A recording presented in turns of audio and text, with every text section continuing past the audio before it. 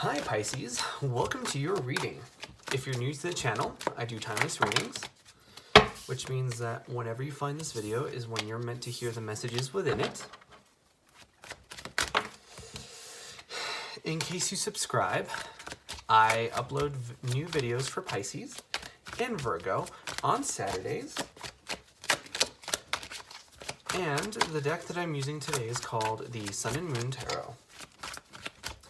As always, if you guys are interested in a personal reading, the link is in the description. And the cards that I'm using today have a tendency to sort of flip over in the deck, right? So usually I don't take them unless they flip over like that one. And sometimes when they flip, or rather when they pop out.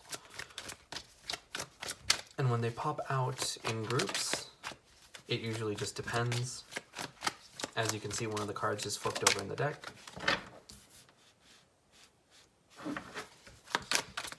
But we'll see.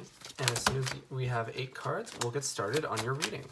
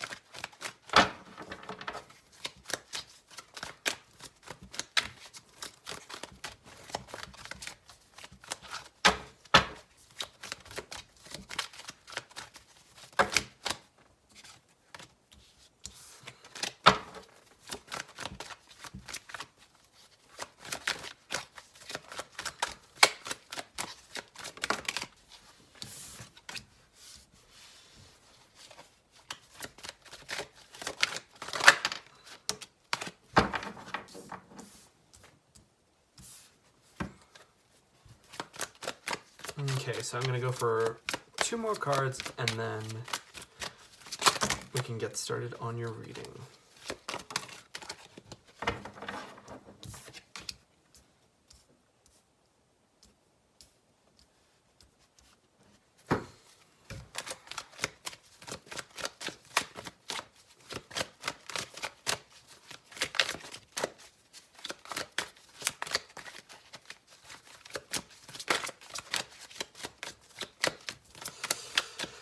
I can definitely say, Pisces, that right now you're having a really hard time getting a hold of this situation.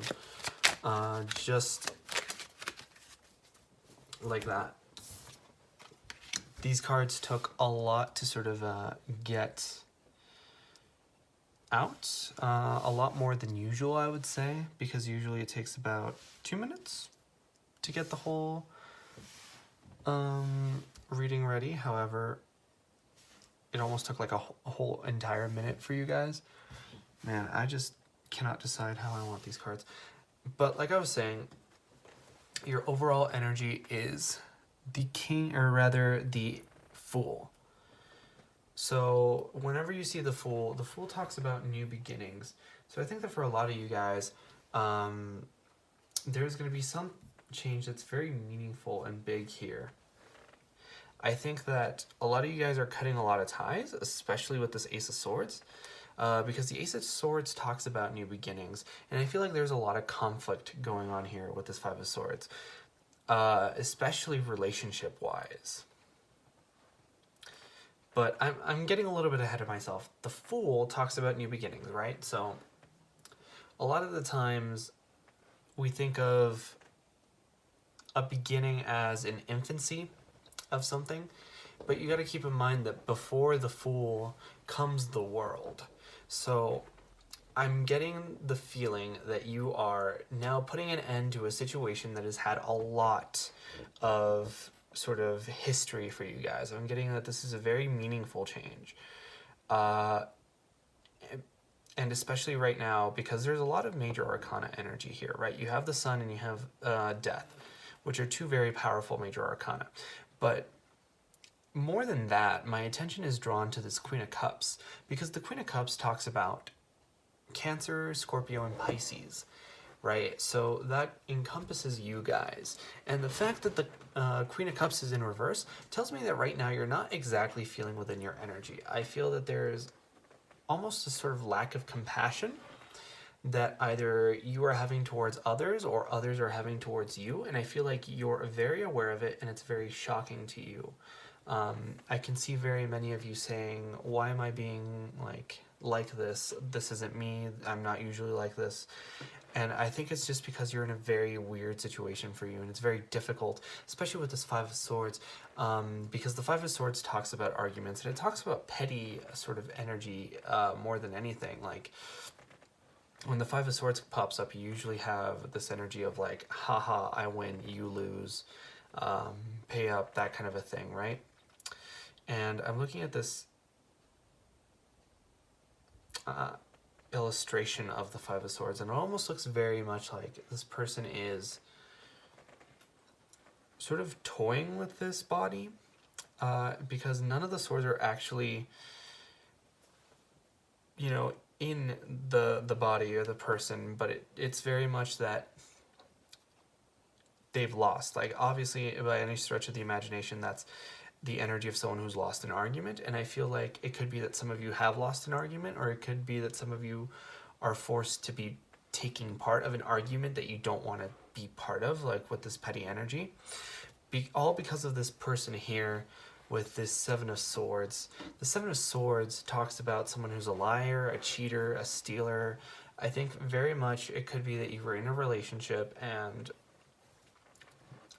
this person probably with this, because I'm getting the Four of Cups, and usually when I see the Four of Cups, I think about wanting more from a relationship spiritually wise, right? As in wanting a spiritual ascension to your relationship, because the Four of Cups to me is wanting more, right? In the sense that, like, these cards have words that are associated with them, and this card has the word luxury associated to it, so it's like wanting more, wanting a luxury. But because it's connected to the Seven of Swords, I don't feel it's so much like an ascension, a spiritual ascension, something that's very meaningful. I feel like it's something very superficial.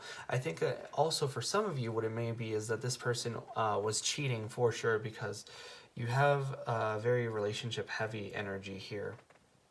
Even though I don't see any cards that necessarily pertain to relationships, that's the energy that I'm getting. And the fact that the Queen of Cups is in reverse also leads me to believe that. But with this combination, I very much think that could be it. And whenever I see the Sun card in reverse, I always feel that it's a blockage.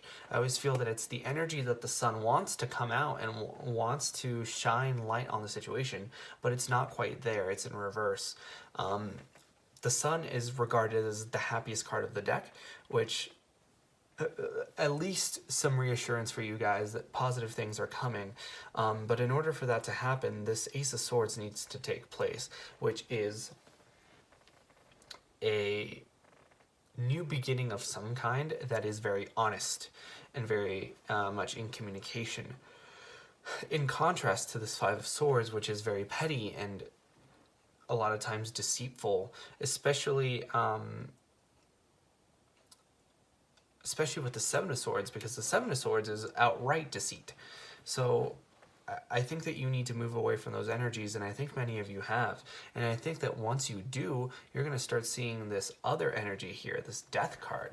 You know, when something dies, like the World card, when something finishes, you give birth to the Fool.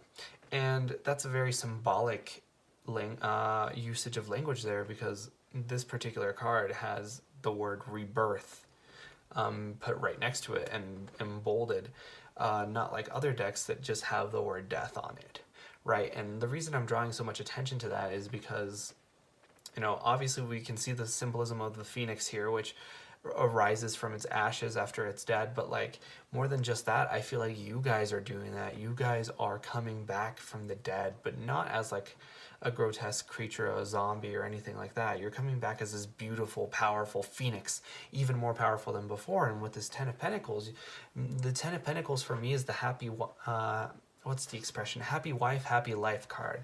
So I feel like it's that white picket picket fence, the dog, the 2 kids, the happy family, the nice car, you know, everything that you could have dreamed of in stability.